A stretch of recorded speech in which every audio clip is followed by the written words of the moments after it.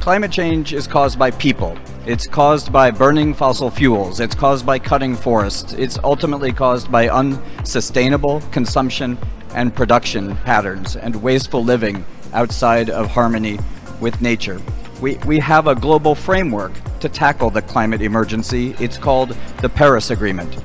The Paris Agreement is a commitment to reduce greenhouse gases, to mitigate climate change, so that we hold global warming to no more than 2 degrees Celsius, a target of 1.5 degrees Celsius.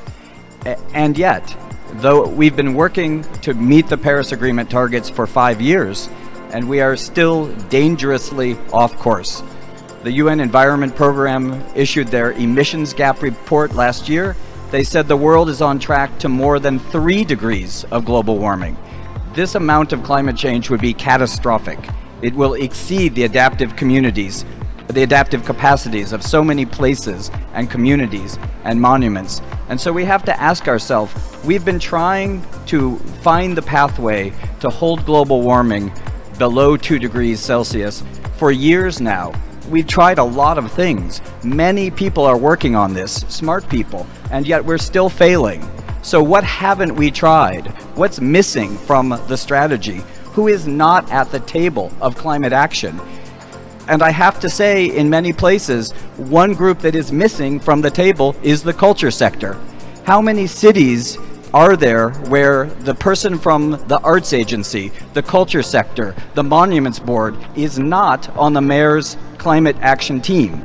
How many regions have climate plans that don't say anything about culture? And so culture is a dimension missing from climate action in many cases. And given that climate action is failing, we really can't afford to have anybody missing. And the particular irony of this is that we in culture have a lot to contribute to climate action. The things that we're good at in culture are useful to climate action. What do we promote in culture? We promote diversity of knowledge systems. We promote diversity of social networks. We are the keepers of the knowledge about how societies in the past have adapted to challenges, including environmental challenges. We hold the wisdom and knowledge of living, including living in pre-industrial times before carbon, before cities were addicted to oil.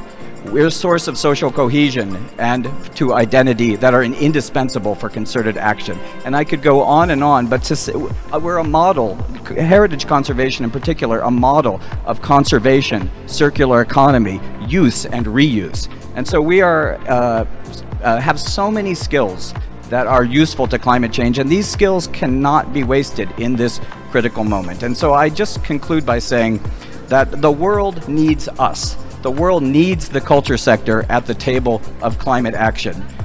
Culture is a climate issue. Climate is a culture issue.